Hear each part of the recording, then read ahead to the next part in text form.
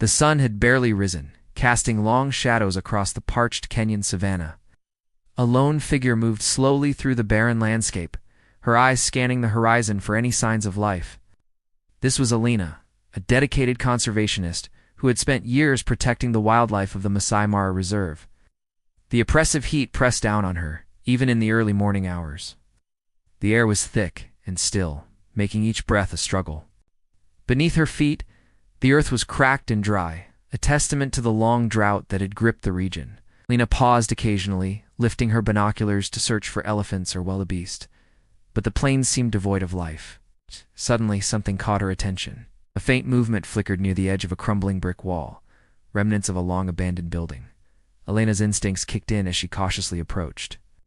What she saw made her heart skip a beat. Huddled against the wall was a lion cub, so thin and weak it could barely move. Its fur was patchy and dull, its eyes lifeless. A horrific wound stretched across its back, angry and red against its golden coat. The cub trembled violently, each breath shallow and labored. Its gaze never left Alina, a mixture of fear and desperation in its eyes. Alina's chest tightened at the sight. She knew the risks of approaching a wild lion, even a young one, but she couldn't bear to leave it to die alone. Slowly, she crouched down, careful not to startle the frightened animal. "It's okay, little one," she whispered softly, her voice barely audible above the wind rustling through the dry grass.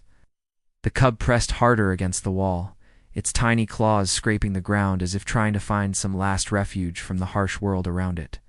Alina carefully removed her backpack and pulled out a bottle of water and a soft towel. With deliberate movements, she placed the towel on the ground and pushed it towards the cub, a peace offering of sorts. The cub's head tilted slightly, curiosity momentarily overcoming its fear. Its dull eyes blinked against the bright morning sun as it sniffed cautiously at the cloth. Alina's heart ached as she took in the cub's emaciated form, each rib visible beneath its fragile skin. She noticed its gaze shift to the water bottle in her hand, longing evident in its expression. Without hesitation, Alina poured a small amount of water into the bottle cap and set it on the ground a few feet from the cub. She backed away slowly, giving the animal space. For what felt like an eternity, the cub hesitated. Then, with trembling steps, it lowered its head and began to lap at the water. Alina felt a wave of relief wash over her, as the barrier of fear began to crumble. Quickly, she reached for her radio and called for the Masai Mara Animal Rescue Team. The sound of an approaching vehicle soon broke the silence of the savannah. A cloud of dust rose as a specialized truck pulled up, and two experienced veterinarians stepped out, their faces grim as they assessed the situation. They approached the cub with practiced caution, their movements slow and deliberate. One knelt to examine the festering wound on its back, his expression darkening as he realized the extent of the damage. A gentle injection of painkillers was administered to ease the cub's suffering. Slowly, its trembling began to subside.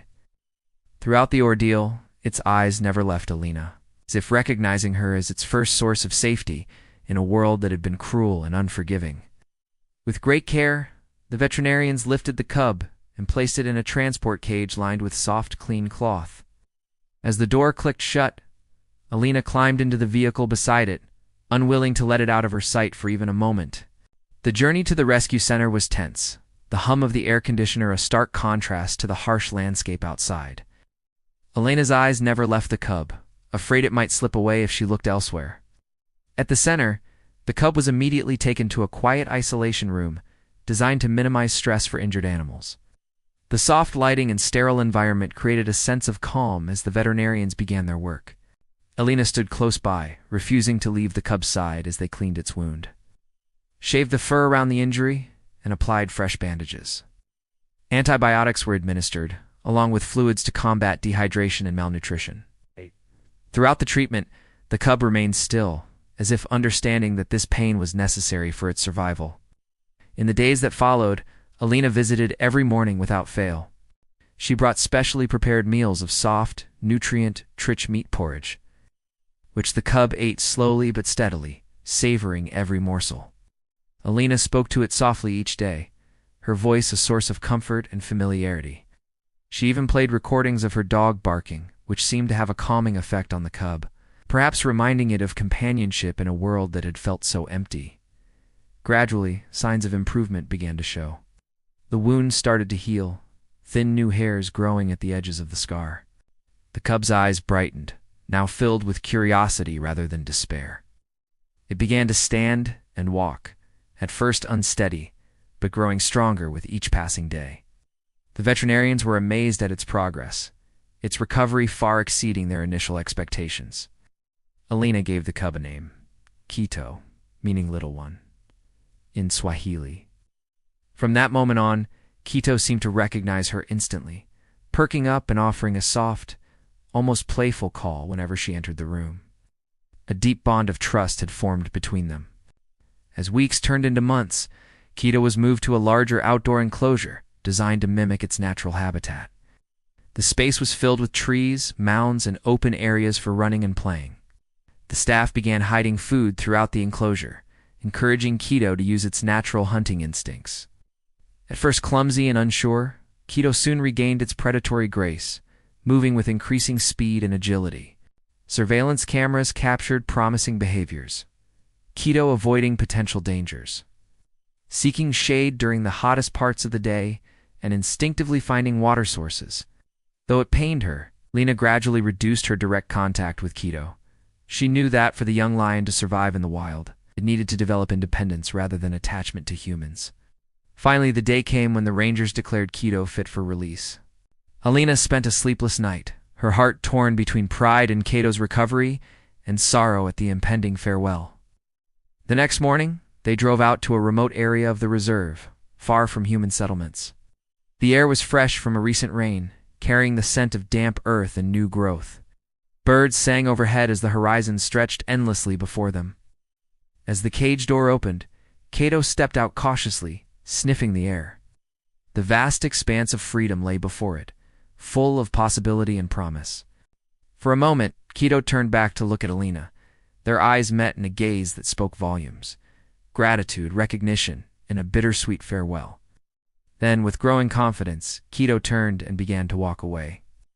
Within moments, its golden form melted into the tall grass, disappearing behind distant mounds. Alina stood motionless, watching until the last glimpse of Quito vanished. The rustling grass and birdsong seemed to whisper a gentle goodbye. Back at the rescue center, Alina resumed her work, knowing that more animals would need her help. But Quito would always hold a special place in her heart, a reminder of why she had chosen this path. Each time she thought of Quito, Alina smiled, not with sadness, but with pride. She had taken a life on the brink of death and given it a second chance.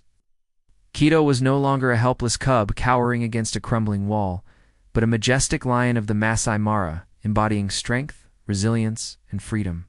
And Alina believed with all her heart that every life saved was not just an act of kindness, but a spark of hope for the world.